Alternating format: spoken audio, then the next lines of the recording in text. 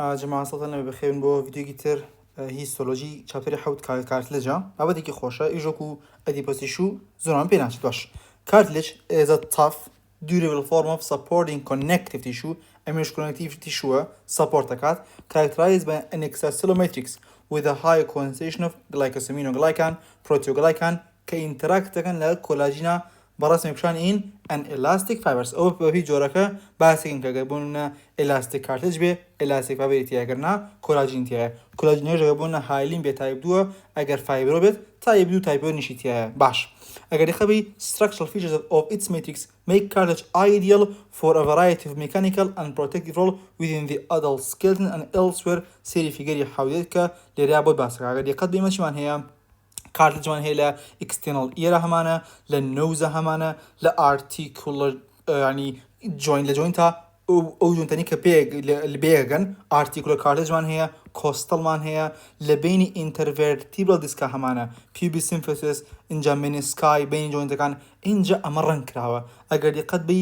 مۆرەکان بێتین لە elastic cartilage بنونە شینەکان بێتین لە hyaline و سوورەکە بێتە لە fibro cartilage لە شوێنی جیاوازە ئیشی خۆیان ئەکەن باش ئەمە ڕێسپێتاک اینجا ئەگەر دقت بی لەم سێ ڕسمەیە جیاوازینیان hyaline cartilage لەگەڵ elastic cartilage لەگەڵ fibro cartilage بکات تقریبا elastic و hyaline شکلان لێ کە چێت تەنها جیاوازەکان بریتیە لە هەبوونی elastic fiber لەمە هەیە و لەمەیان نییە باشتر خۆیان دوایکە بە پێی هیستۆلۆژی جیانەکەینەوە بەڵام fibro cartilage تۆزی لەوانێت جیاوازە بۆ لەبەری کە ئەم تۆزێک شکلی هین وەرەگرێت شکلی با بڵین connective tissue dense ئێمە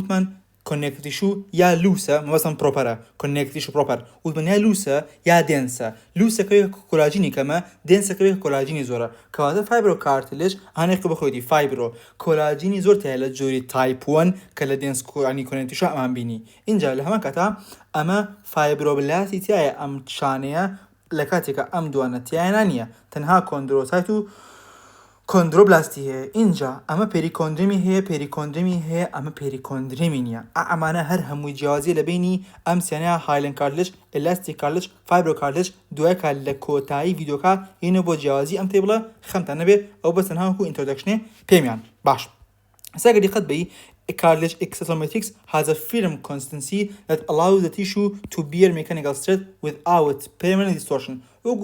چۆن بڵێ کاتێکە زەختە خەخەیتە سەری خۆیە گۆڕی و ئێتە شوێن خۆی ئێتر in respiratory tract و ears and nose cartilage forms a framework supporti soft tissue کات ئێتر لەبەر ئەم resiliency کە توانای کشانی هەیە and smooth lubricated surface cartilage provide cushioning and sliding regions within skeletal joint and facilitate bone movement زیاتر باسی hyaline cartilage بۆکەکە لە بینی ئێسقانەکەنا جوڵە ئاسایەکات و بەپێی تەمەن ئەم جوڵەیەکەم بتۆ دوێکە لەمە لاین تقریبا لە باسی ڕێپێرە باسین کە ئەگەر هات و تووشی سکار فۆرمێشن بێت لە جوینتەکانە ئەوەیە کە ئازار و شت لە خەڵکی پیرا ڕۆیات باش ئیتر ئەس دیسکراوین چاپتەری هەشت ئەگەر پێی گەشتین جارە بەتمانیم چاپتەری هەشت ڕیکۆردکەم چونکە تاوەکو نێروس و مەسڵ و سیستەم هیستۆلۆژیان بێت واز لە ئەوانی بۆن بێنە کاتمانە کوژێ با کات نەکوژین بەرحاڵ چاپتەرش تاوە باسە کە cartilage also guides development and growth of long bones both before and after birth بەتایبەتی ئەمە hyaline cartilage کە ئەگۆڕێ بۆ ئێسقان باش ئێتر cartilage consists of cells کە بێترێ chondrocyte ئێتر chondro cartilage یانیوە cell ئێتر embedded in the extracellular matrix لە extracellular matrix کایە which unlike connective tissue proper contain no other cell type ئەها وەک چۆن وتمان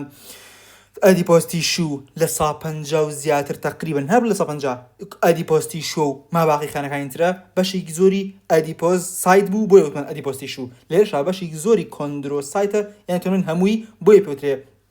cartilage یا ئەو تیشوە ئەوەی پێوترێت chondrocyte synthesize و maintain all extracellular components and are located in a matrix cavity called lacunae جەسە من تەلەبە زۆکات کە ئەوە سەرە دەست پێکات نازانێت لەکوونای چیە نازانێت کۆندرۆسایت چییە وەزعێکی لێیە زۆر وەزی تێکرێت با من لەسەر ڕسمێک تێتگەێنم کە بەخۆی لەخیرایە بەس من بووی کە ئاسانکاری بۆ تۆ بێت باسێکی ئەو وەزعەت بۆکەم کە چۆن شتەکە ڕۆیە کاکەجان ئەمە بەم ڕێزەندە کە لە ڕاست ئەڕۆین بزانین کۆندرۆجێنەسیس دروستبوونی کارتلیج چۆنیە ئەمە سەرتا لە ئیمبریۆیە ئێمە مێزنکای مەڵسەمان هەیە ئەگەر دیقەتی مێزنکای مەڵسەکان بیت ئیکستێنشنی پێوەیە وەکوتنی پەلدارە پەلەکان پێکەوەن ئیترمەژە خانەیە کە دابەشبوون ڕۆیە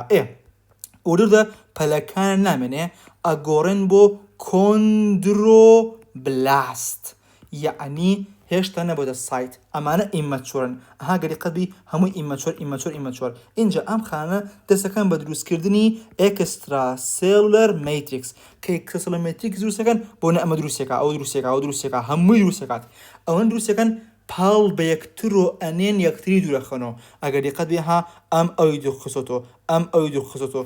چۆنی لێک دوورکەوتنەوە بە دروستکردنی ئەم مەتریکسە کە خۆیان دروستیان کردووە اینجا قسەکە لە وایەکە هەر دانێک کە جیا بۆ تۆ ئەمە یەک دانێ سەر بەخۆنیە با بڵێن ئەمە کۆندرۆبلاست ناوی کۆندرۆبلاستی ڕێکارە ئار ئەم ئاڕە دەسەکە بە مایتۆتیک دیڤیژن دابەشبوون با بڵێن ئەم ئاڕێ لێرە ئەگەری قەتبی لە یەک خانەوە گۆڕا بۆ 1 2 3 4 5 کەواتە گەری قەتبی لە یەک کۆندرۆبلاستۆ دابەش بوون بە چەند کۆندرۆسایتێک پێکەوە ئەم پێیانوترێ isolated aggregate واتە تۆپەڵەیەکن بەجیا ئەگەری قەتبی ئەم تۆپەڵە بەجیا بۆ ئەمەیە ئەم تۆپەڵە بەجیا ئەوەیە سێکە چۆن تۆپەڵیان لێجابوویەوە اینجا ئەمە هەر هەمووی پێوتر لەکوێنای تێگەشی لەکوێنای چییە؟ کەواتە گەری قەت بڵێشی لەسەر لەکوێنای ئینجاسێکە ئەم مەتریکسش کە لە بینی خۆیان دروستەکەن ئەم مەتریکسی دەرۆنا ئەم مەتریکسە کە لە بینەکانایە پێوترێ تێریتۆریەل مەتریکس و ئەمەشی کە لە دەرەوەیە پێوترێ ئینتەر تێریتۆریەل مەتریکس کە ئەمە تەقریبەن ڕەنگی زیاتر بە ئیزۆفیلیایە لە هیستۆلۆجیکەڵ سێکشنەکانە واتە ڕەنگی تۆخترە پەمەیی مۆرە باشە شینترە ئەمان لە کاتێکا کاڵترن ئەم ڕسمی جوانە بۆ تێگەشتن لە هیستۆلۆجیکەڵ سێکشنەکان ئێستا دەچنە سەری خەمتان نەبێت ئێستا گەری قەتبی ئەم سلایدانەی کە ئێستا باسێکین و دەورتە ئاسانە بێ بۆتان باش بەتایبەتی سەبوون ئاریا ئەگەری قەتبی تۆتەیەکە ئەمە لەکوێنایەکە تۆتەیە کاتێکە ئەمە ئەڵێ کۆندرۆسایت 1 2 3 ئەم شتە مۆرە تۆخە بە دەوروبەریایەتی لە بینی خۆیانە ئەوە تێریتۆریەل مەتریکسەکەیە ئەمەیان کە کاڵترە ئەمەیە مەتریکس ناویناوە ئێم بەزەوە ئینتەر تێریتۆریەل مەتریکسە پێکەش پێریکۆندریەمە کە چۆن بڵێ کۆنێکتیڤ تیشووە باش با بەردەوام بین لەکوێ بووین لەوەی کە بزانین کە وتمان کۆندرۆسایت سینتێزایز و مینتینی ئێکسترا کۆمپۆنێنت دەکات ئارلۆکێت لە مەتریکس کاڤیتێکا بێترێت لەکوێنای باشە ئیتر physical property of cartilage depend on the electrostatic bond لە بینی type 2 collagen fibrillەکانە hyaluronate and the sulfated glycosaminoglycan on a densely packed proteoglycan جا ئێستا ئەمە تەلەبەش لێ ئەیبرانە ڕۆ من بیرم دوتۆ ئێکسترا مەتریکس ئەی باش ئەمە لە چاپتری پێنجا پێشەوە ڤیدیۆیشی ڕۆبینس دەناوەکە لە لێپینگۆ دەباسەکەین قەیناکە سێریا لەسەر ڕستێک دووبارەکەینەوە ئەمە تا ئەگەر دیقەت بی ستراکچەری کارتلێج مەتریکس و خانەکان لێرا دیارە تۆ گەر دیقەت بی ئەمە کۆلاژینێکی تایپ 2 ئەمە کۆلاژینێکی تایپ 2 ئەگەر دیقەت بی ئەمەش پرۆتیۆگلایکانە ئەمەش کە وەکو چۆن وەکو باگبۆنێکی شەکا هاوتمان هایلورۆنیک ئەسید وەکو باگبۆنێک ئیشەکات کە تایە پرۆتیۆگلایکانەکان وەکو چۆن لق لێوەی وەکو چۆن پڕەکان لێ بنۆلی اینجا گەری خەبی ئالیا ڕسمەکەت بۆ گەورەکات ئەگەری قەت بی ئەمەیە هاگەری قەت بی ئەمە بیتە لە باگبۆنە کە لەم تاوتە درێژ بۆ تۆ کاتەمە هایلورۆنن طبعا of course چیت هەیە شتێکی شینت هەیە ئەمە پێوترێ کۆر پرۆتین کە لەسەر ئەم مۆرە کۆر پرۆتینەکەی کە ئەنی کۆندرۆیتن سەڵفەیت کە گلایکۆسەمینۆگلایکانەکەیە لین بووە پەڕەکان لەسەری هی نەبن 1 2 3 4 5 6 7 لێ دەرەبنەوە طبعا of course کۆر پرۆتینەکەش بۆ ئەوەی کە بە باگبۆن هایلورۆنیک ئەسیدەکە و بەسێ پێویستی بە لینک پرۆتینەکە زۆر ئاسانە ئەگەر دیقەت بی ئەم شتە پەمەیی ژێریشی پێوترێ کۆلاژین تایپ 2 کاتێ گەر دیقەت بێڵەشی ئەڵێ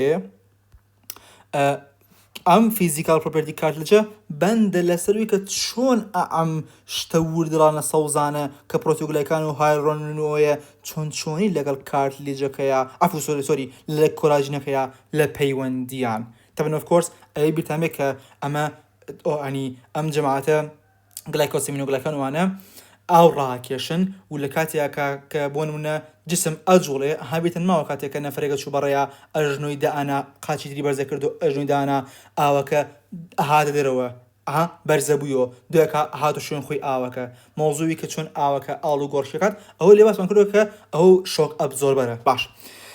Its semi-rigid consistency is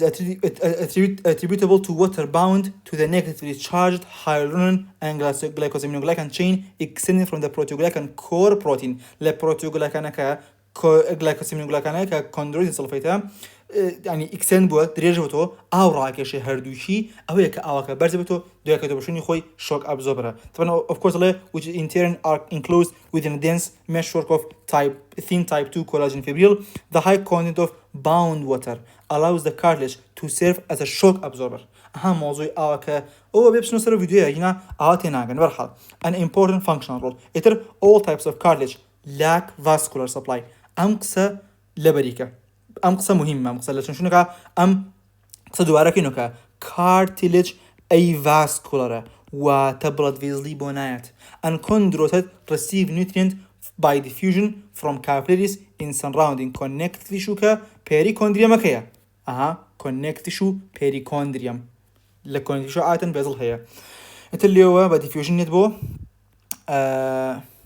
chondrocyteەکان. ئیتر in some skeletal elements large blood vessels do traverse cartilage to supply other tissue بەڵام these vessels release few nutrients to the chondrocyte. ڕاستەکرێ vessel گەورە هەبێت یعنی cartilageەکە ببڕێ بەڵام supply chondrocyteەکە ناکات یعنی یان few nutrients to chondrocyte. بەرحاڵ قسەکە لەوەیە کە cartilage ئەی vascularە هەرچ نەکرێت لە هەنێک بەشی سکەلتنیشا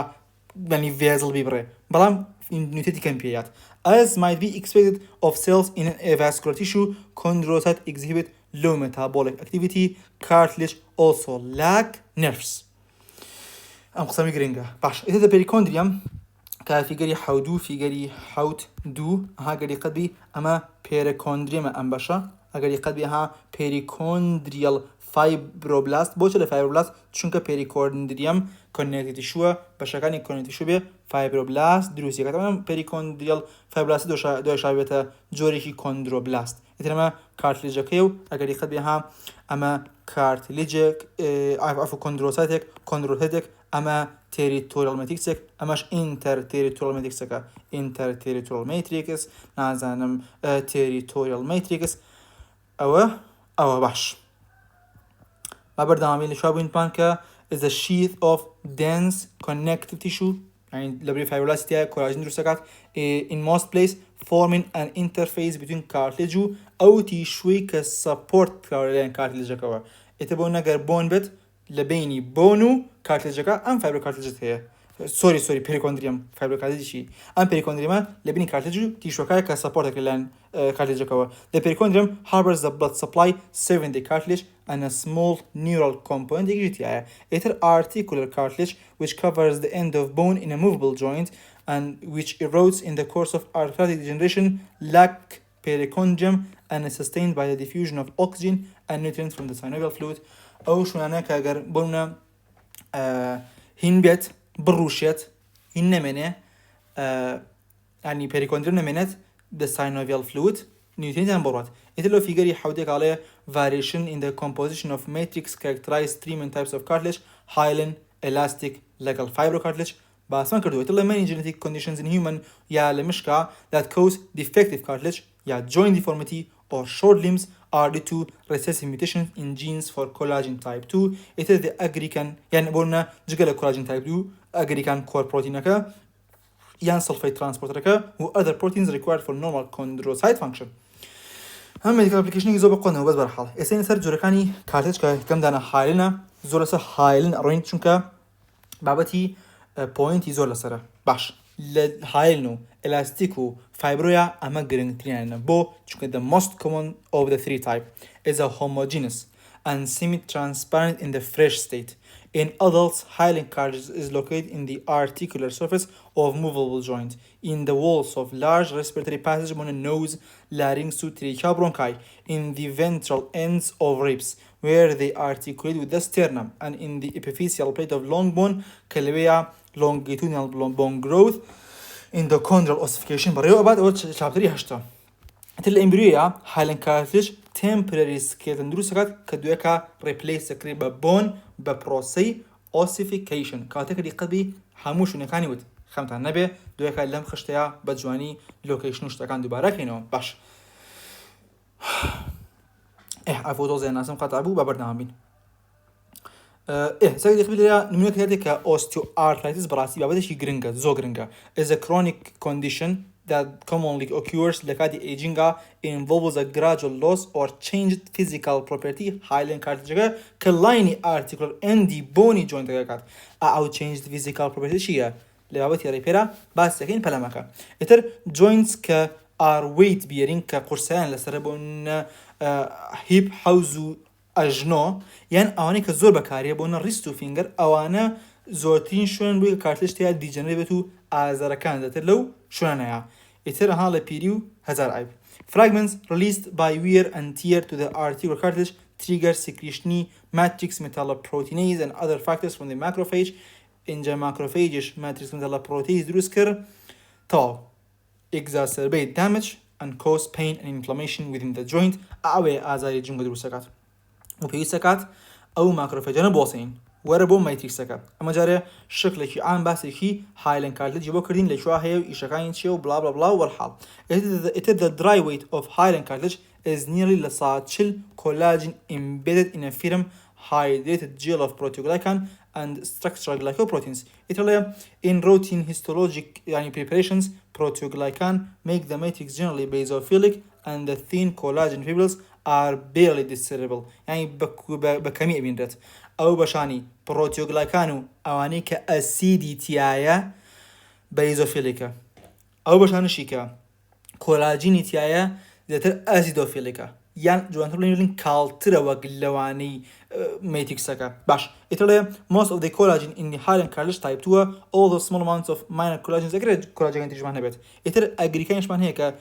with approximately 150 glycosaminoglycan side chain of chondroitin sulfate and keratin sulfate is the most abundant proteoglycan of hyaline cartilage تکای ئەو بزنە کە hyaline cartilage شتی زۆر لە ماینتیایە بۆ چونکە لە جوینتەکانە ئیشی شۆک ئەبزۆربەر دەکات تکایە بزانە کە بۆ چی شتانە هەیە ئیتر hundreds of these proteoglycan bound کراوە non-covalently by link proteins بە long polymery hyaluronan تقریبا باسی ئەم ڕسمت بۆ کە من زوو وەختی خۆی بۆ باس کردی ئەو ڕسمە سۆری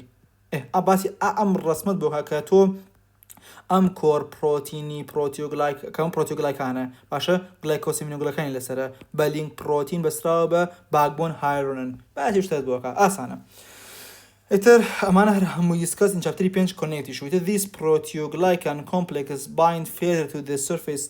of type 2 collagen fibril ئیتر water کە bound بەم glycosaminoglycan the proteoglycan constitute up to 60 of the weight of fresh hyaline cartilage ئەو قورسایی خۆی هەیە ئیتر another important component in cartilage matrix is the structural multi-adhesive glycoprotein کە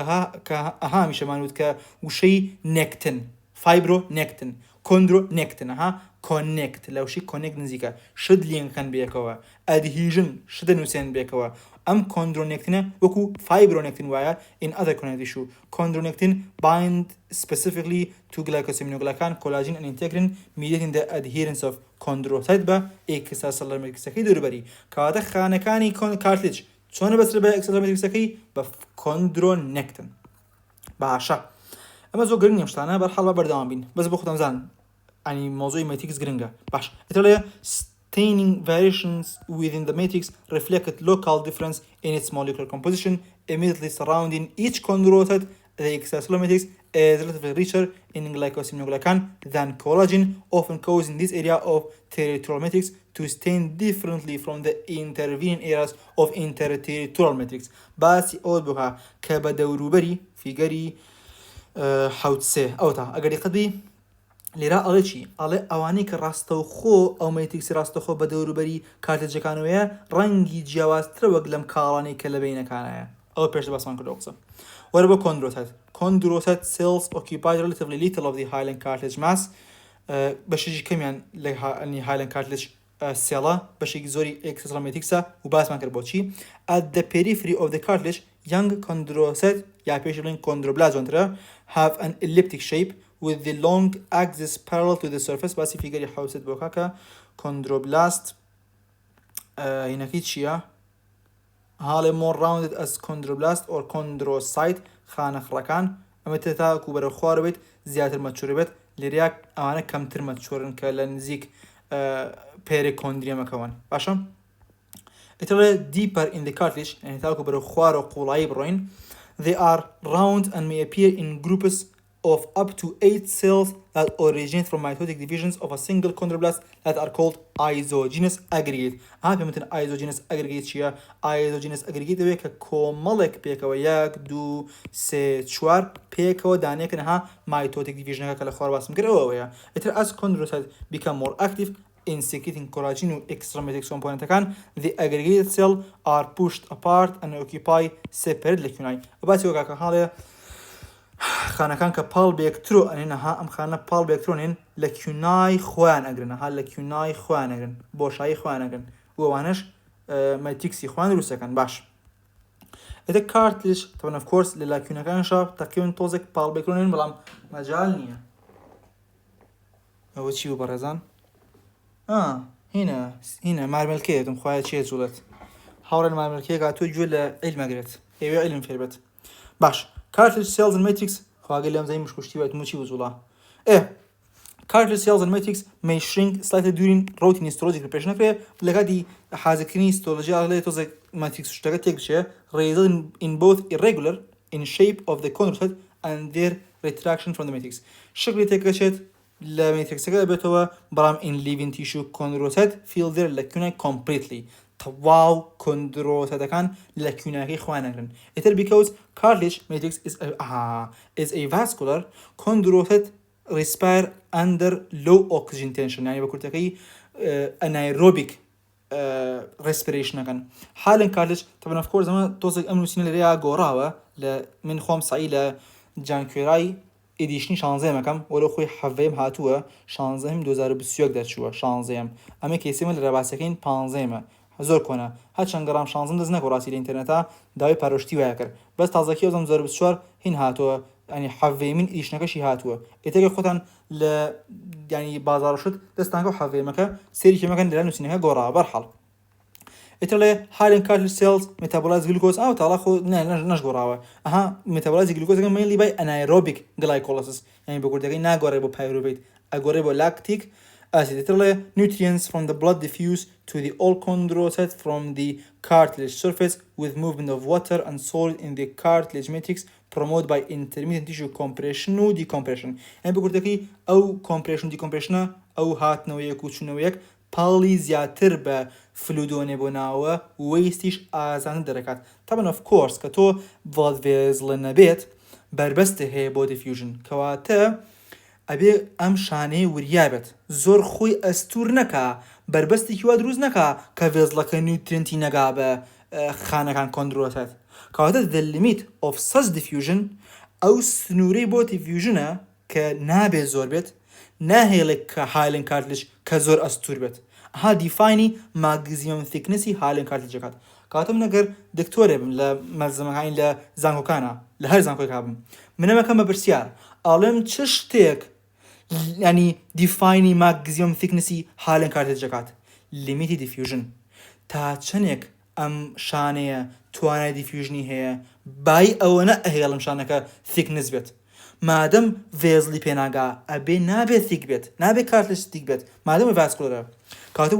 usually exist a small thin plate کاتە ئەشتۆم لەم پرسیارێکدا بشوازە بکەم بڵێم why هاڵن cartilage exist a small thin plate لەبەروی کە خاتری diffusion ئەگرین ئەبێ diffusion ئاسان بێت و بڕوات باشە موضوعی ئەو diffusionە لە زۆر شتە باسکرابوون حتا respiratory membrane یەکێکلانی کە لە فیسیۆلۆژی باسمان کردەوە کە diffusion دووبارە یا بۆنە blood brain barrier یا بۆنە blood vessel barrier ئەو بربەستانی کە diffusion ئانی سنووردارەکەن ئەوێ بزانین لەکوێیە جسم و ئەمەی cartilageش ئەم نووسینێکی جوان بوو ئیتر in contrast to other forms of cartilage and most other tissue hyaline cartilage is susceptible to partial or isolated regions of calcification لکاتی aging'a ڕقبوون ڕۆیە بەتایبەتی costal cartilage adjacent to the rib تقریبا ئەم ڕقبوونەی cartilage وەکو ossification وایە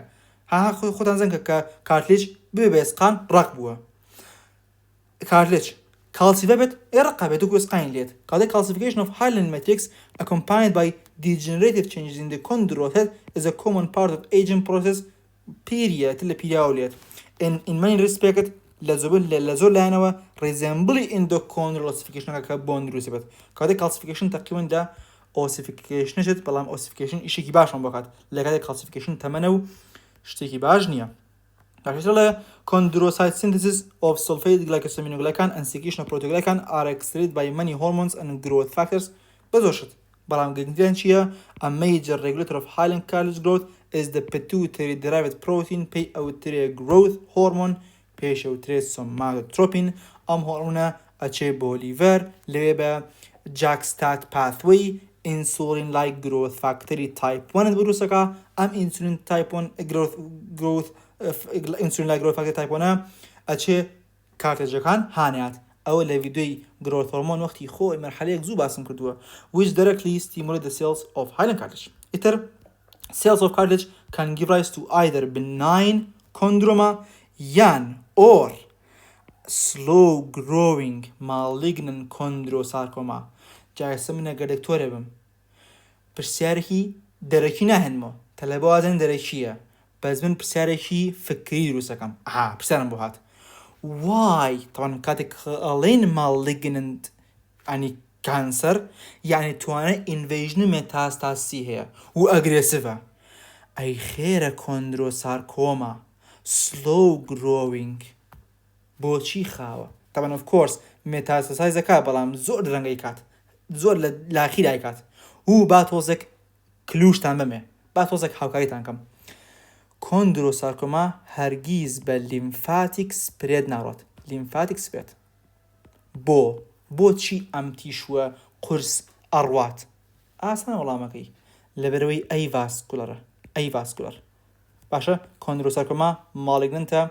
ای واسکولاره ناتوانه به لیمفا بروه زیاتر به بلاد ویزلا اتوانه متاسایز کات جایسته طلباله ای تو نود ای واسکولاره ای چون به ویزلا اروه منیش ولام تیمو علیم ایشی لحال مرکانی کانسر چیه؟ بریتیه لانجیوجنسیس و تا تومرک کارتلیجه صفت دیگه تازه پیاکه که بلاد ویزل بخوی راکشت بلام لیمفاتیک سپرید إلا تومرکه پیوسی به لیمفاتیک اکسیسکه لیمفاتیک اکسیسیش پیوسکه لیمفاتیک لگل ویزل آبد که نو ویزل نو لیمفاتیک به لیمفاتیک نروه بلام به ویزلا که خوی روسیقات اروات نازم تگرستن لقصه کانم بلام او برسه رب سایگی جوان اگر بیهن ما بلام بو چی کندروسارکوما سلو گروینگه یان جوانتر بلین باللیمفاتیک نروه إلا هيماتوجنسي هي نازم بوچين بسرق درو درجن بوهات فيديو كان دريش كردو بس برحال chondrosarcoma often metastasize and are generally removed surgically لبريك خواردن زوبون اروات خانكان ستاربن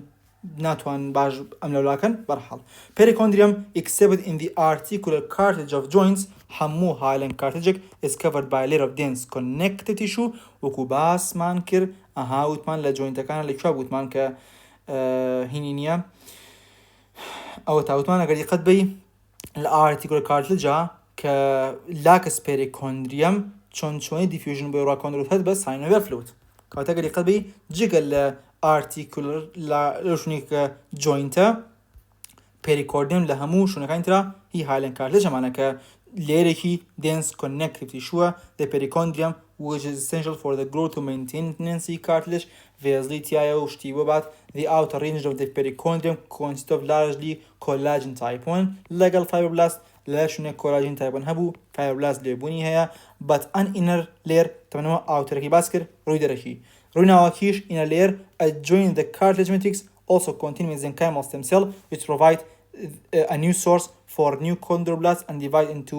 chondrocyte بكرتكي امر رسمي كي جوانك عليه ام دي وي كاوتره زتر فايبروبلاست تيايو ماتريكس جسكا او بشي كاينرا ميزنكايمال سيتيا بوي كوندروسايت وكوندروبلاست دروسكات والسلام ام فيديو يعني اما سيكي جوانبو اتلرا كوتاي بابتك مانيت راسي يقلا برامينا طاها قري خبي كوتاي بابتك هات ايش تنها الاستيك وفايبروكارتجا الاستيك بكمتر ليك باراجراف باسكات فایبر کارتلژیش یەک تۆز درێژەکاتەوە بەس کێشەمان نییە فایبر کارتلژ بۆی درێژەکاتەوە ئەوێ پێ بڵێ کە لە کارتلجەکانی تر تۆز جیازە بۆی کە ئەم تۆزێک زیاتر تنسایل سترێنتی هەیە زیاتر قووەتی هەیە وەک لە فلێکسیبڵەتی ئەمە تۆزێکیش لە تقریبا لە کۆنێکتیڤیتی شووە چێ بینی خۆمان بێت ئێستا باسێکین چۆن ئەتەڵێ ئێلاستیک کارتلج essentially similar to hyaline cartilage ئەها ئەم لە هایل نەچێت جگە لە چی جگە لەوەی کە contains an abundant network of elastic fiber کە جگە لەوەی کە of course type 2 فیبرلی هەیە ئەگەر یەقەتی فیگەری حوت چوار بێت ئەها ئێلاستیک کاهینی هەیە فایبەری هەیە ئەم شتە درێژانە کە تۆزێک ڕەش دەرەکەون ئەمە کۆندروسایتە مەمەتیک سوشتی شتەکەیە ئا کۆندروسایت مەتریکس بەرحاڵ ئەمە ژەگەر دیقەت بی پێرەکۆندریەم هەر لە هایل نەچێت لە هایل نەچێت بەس تەنهاوێکە ئێلاستیک فایبەریتیایە باش ئێستا دیقەت بی which give fresh elastic cartilage a yellowish color. With appropriate staining, the elastic fibers usually appear as dark bundle distributed unevenly through the matrix. It is more flexible than hyaline cartilage. Elastic cartilage is found in the auricle of the ear, wholly external auditory canal, eustachian tube, epiglottis, and upper respiratory tract. Elastic cartilage in this location includes a perichondrium similar to hyaline cartilage. Throughout the elastic cartilage, the cells resemble those of hyaline cartilage both physiologically and structurally. والسلام. هر توزيق أو كمان flexible تنزاتربو. Whereabo fiber cartilage takes various forms in different structure, but is essentially a mingling تقريبا ميكسشرك واتا ميكسيكي بيني تقريبا تقليكي هاينو dense connected شوي سبتالين بوشي. It is found in the intervertebral discs لبيني بربركانايا in attachment to certain ligaments لهنك ligamenta اسقان تو اسقان يلا pubic symphysis دو اسقان بيقشتوا all place كبيوس من با very tough بلاميت cushioning support tissue for the bone يعني هم بقوة به هم parasite جبت. It is chondrocyte of fiber cartilage occurs singly and often in aligned isogenous aggregate producing type 2 collagen and other extracellular matrix components. أما أم بشي cartilage. All of the matrix around this chondrocyte is typically sparse. تقريبا توزع كم ترى يعني matrixaka اسمه ترلمودات جاكاتو. Areas with chondrocyte and hyaline matrix are separated by other regions of fibroblast. لما انترا فايبروبلاست نبو جگە لە پێریکۆندریمەکەی ها بەشی کارتلجەکە نا لە پێریکۆندریما قەینا فایبروبلاست دەبێت بەس نابێت لەناو کارتلجەکە فایبروبلاست دەبێت بەڵام ئەم لەناو خودی فایبروبلاستەکە هینت هەیە ئارۆکان وابزانم هینە فایبروبلاستە هەیە دەخەبی scattered fibroblast with elongated nuclei ئارۆکان هەمووی فایبروبلاستە باشە کاتە فایبروبلاست من هەیە کە type 1 collagen دروستەکات which confer extra tensile strength to this tissue. The relative scarcity of protoglycan overall makes fiber cartilage matrix more acidophilic than of hyaline elastic cartilage. لەوەی کە protoglycan من نییە ئەسید نییە کەواتە کەمتر بەیزۆفیلیکە کەواتە ئەسیدۆفیلیکە. ئەترۆ ڕەنگان خۆتان زانن چێکە شتێک ئەسیدی بێت بەیزۆفیلیک شتێ بەیز ئەسیدۆفیلیک بەرحاڵ بعکسۆ خوانتيغن. There is no distinct surrounding perichondrium in the fiber cartilage. كاتب perichondrium نيا. Fibroblast هي type 1 collagen لناو cartilage هيو خانان كمترو matrixان كمترا. Either intervertebral disc of the spinal column are composed primarily of fiber cartilage and act as a lubricated cushion and shock absorber,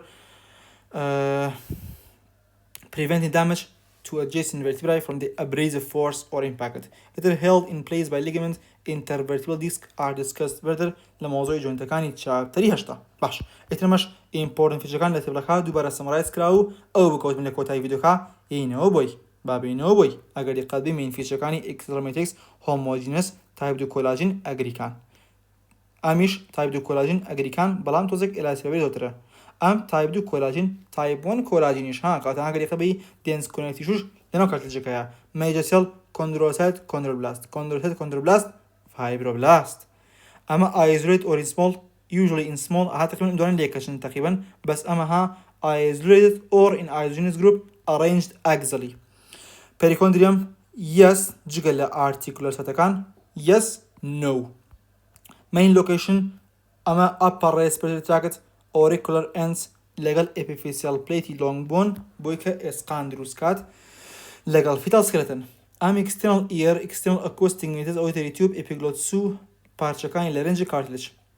ئەم لە intervertebral disc pupil symphysis و إلى آخره ئەم main functionەکە low friction surface in joint structural support for respiratory tract provides flexible shape and support soft tissue provides cushioning tensile strength and resistance in tearing and compression موضوع کۆتایی بێتە لە repair و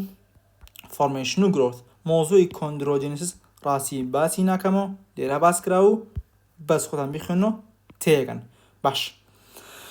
فیگەری حوت ئەگەر یەکەت بێڵێ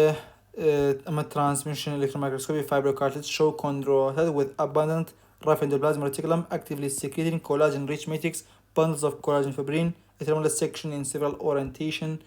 بەرحاڵ ئەمە collagen type 1 و type 2 مان هەیە و both present in fibrocartilage chondrocytes in growing hyaline cartilage have more prominent Golgi complex ئەمە خانەکانە و ئەمە نیوکلیاسە و ئەمەش کۆلاژین وشتەکانە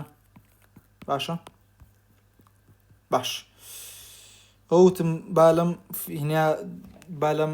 پەرەگرافەیە ئەو شتە نەپەڕین باش ترمە دووبارەیە ئەتەڵێ once formed cartilage tissue enlarged both interstitial growth involving mitotic division of pre-existing chondrocyte and by appositional growth ئەم مۆزوعی interstitial growth و appositional growth چییە؟ interstitial growth سەرەتا لە ناوەڕاستی کارتلەجەکەوە بەرەو دەرەوە گەشەکات یعنی لە ناوەڕاستەوە بەرەو دەرەوە کەواتە گەری قەدی ئەوانەی ناوەڕاست زیاتر کۆندرۆسایتن ئەوانەی پێریفرەڵ زیاتر کۆندرۆبلاستن ئەی appositional growth ئەوە لەسەر سورفیسەکانی تر دەگەورە بن interstitial سەرەتاکانە appositional دواترە appositional لە بۆنیشە هەمانە کاتێک کە هینە بێت و دەوردا ئێمە گەشەکەین لە دوای لەدایک بوون appositional growthمان هەیە کەواتەمە تقریباً interstitial درێژ بوونە appositional تند بوونە قوی بوونە which involves chondroblast differentiation from progenitor cells in the perichondrium سێکەڵە چی appositional ئەمەڵێ لە perichondrium ڕۆیە لە ڕووی دەرەوە interstitial لە pre-existing chondrocyte لە ناوەڕاستەکەوەیە ئەدە هیوادارم لەو apposition و interstitial تێبگەن ئیتر in both cases synthesis matrix contributes greatly to the growth of the cartilage بەڵام تر بتوانم ئەمە زیاتر بە درێژی ئەمان زیاتر بە پانی ئەستور بوون appositional growth of cartilage is more important during postnatal development ها گوتم لە دوای لایکبوونەوەیە کە لە چادر تا باسیەکات interstitial growth in cartilaginous region within long bones is important in increasing the length of this structure ها لە کۆتایی epiphyseal plate وردەو دەکاتێک کە interstitial ناوەڕاستە وردە گەورە بن یعنی درێژەکات هەتا گوتۆ cartilage ما بێت ئێسقان درێژە بێت replace by long bone. But in articular cartilage, cells and the matrix near the articulating surface are gradually worn away and must be replaced from within because there is no perichondrium to add cells by appositional growth. كواتل بريك perichondrium the articular ستكاني معنا بيسكا replace بكريت لنا خويا. It is except in young children damaged cartilage جيجلا نلا undergoes slow and often incomplete repair. أما زيادة كاتك كاشي بتمنع لبيك منالا منيت توزق كورس repair. Primarily dependent on the cells in the perichondrium which invade the injured area and produce new cartilage. Either in damaged areas, the perichondrium produces a scar of dense connective tissue instead of formation of new cartilage. ناتوانه cartilage تاز درسكا بلكو بوگو چون بلی پریکاتو حرا پریکاتو او مشکلیه scar اترو گوشم بلی صفتی flexible تاکی نامینو رقبت بتبدیل لحالنا اما کشی osteoarthritis سوان درسکات. The poor capacity of cartilage for repair is due to what? Avascularity and low metabolic rate. احاوتم کشی او موضوع avascularity لچن شونکا دوباره کینو اماش بیت الله سامانکا یودارم خودان سامانکا بخونو پسکانش حل کن ها پسکان آسان براسیه که جود کرده به هیچ پسکانش قرض نیه باشه ام برتی بده چابتری شش حوت لشویا او برادر من هبو نازم خالی شو زم خالشی خلاص زیبو نازم چی لبن جيجا نستيمة شتي شوية لبن جيجا نستيمة شابتري شش من طالب كدو حوجش طالبو بتعظم الشام أما شابتري حاول طالبو لەشتان ساغ بێت هیوادارم پرسیار و شت نەما بێت دوایمە ئەچنە سەر نێرڤس تیشو